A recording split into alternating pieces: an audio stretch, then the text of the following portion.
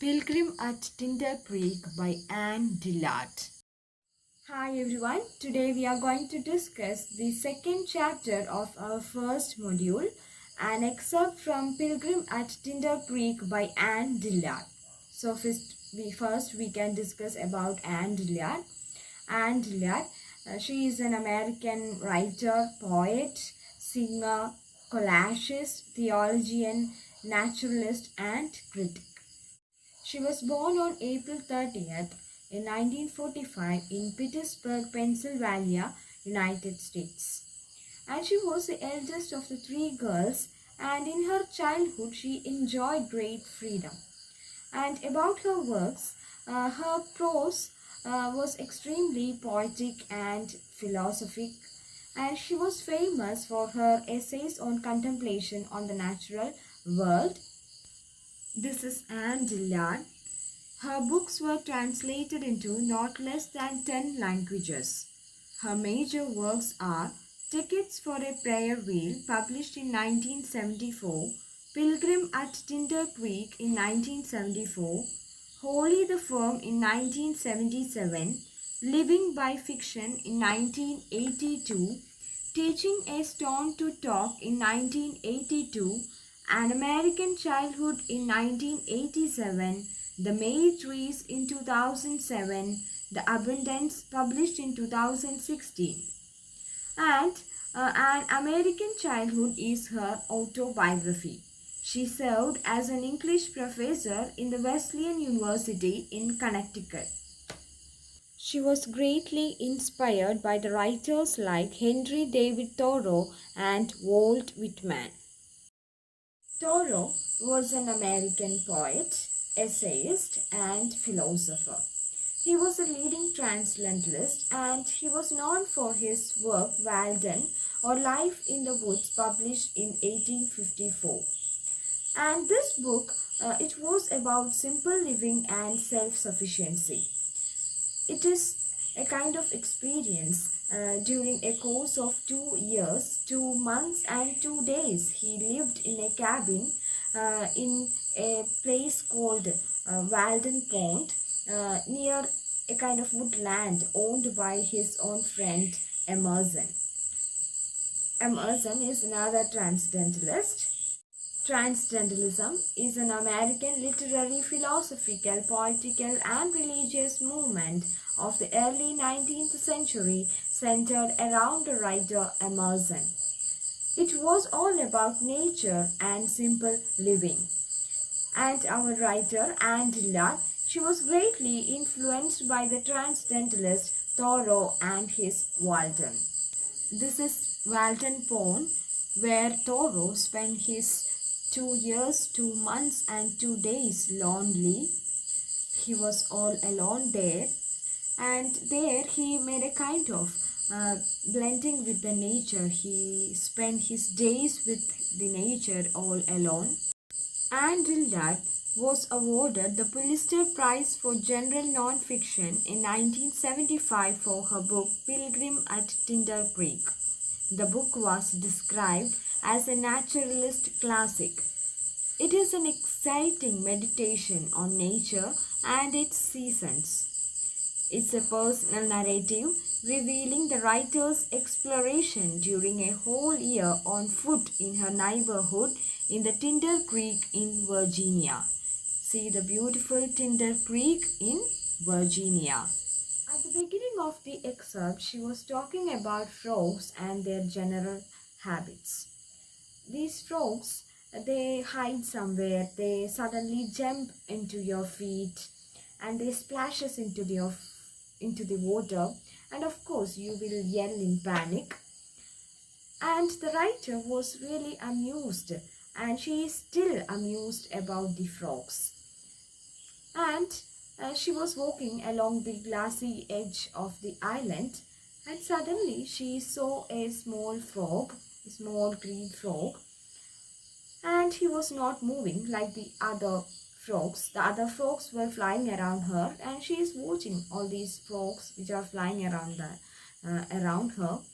And this particular frog, it's not moving. He is not moving, So she slowly moved towards the frog, and the writer she noticed that this particular frog, it is collapsing and it began to sag.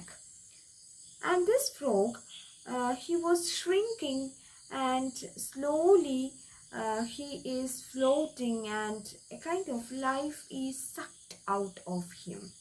The frog was sucked by giant water bug. Here she introduces an interesting creature called giant water bug. Giant water bug is an interesting creature, and it eats fish, frogs and other insects.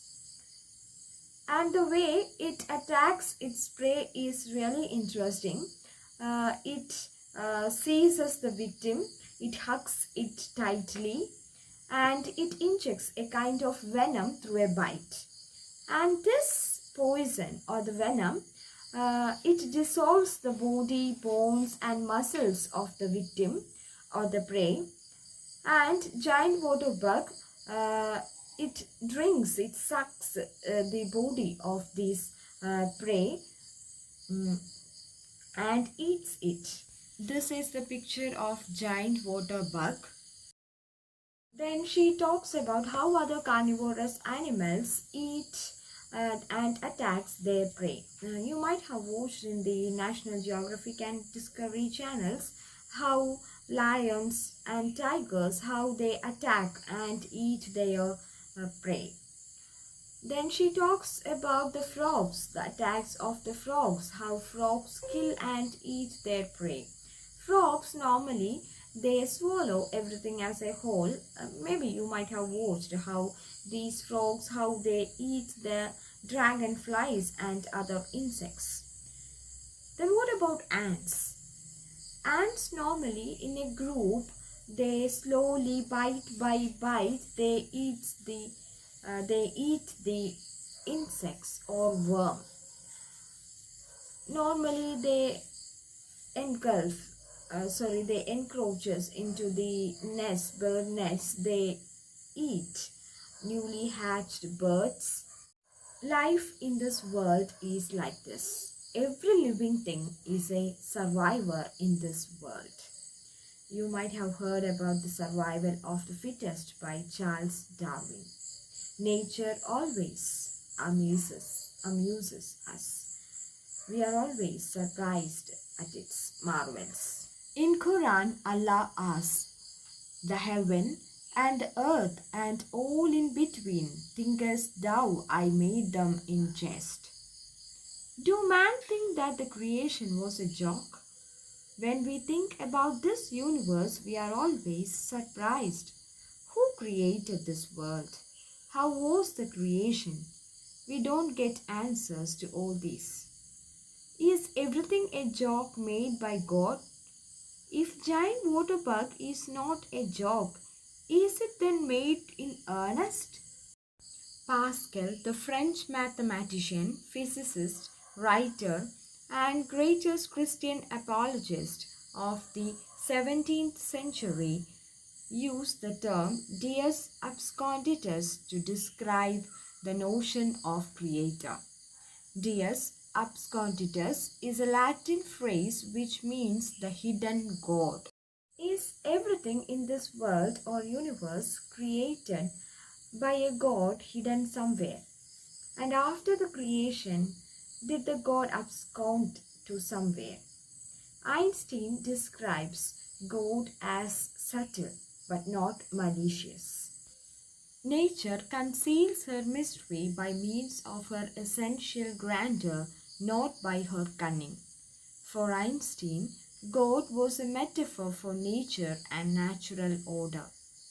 God has not absconded like the wolf who eats the Thanksgiving turkey in US.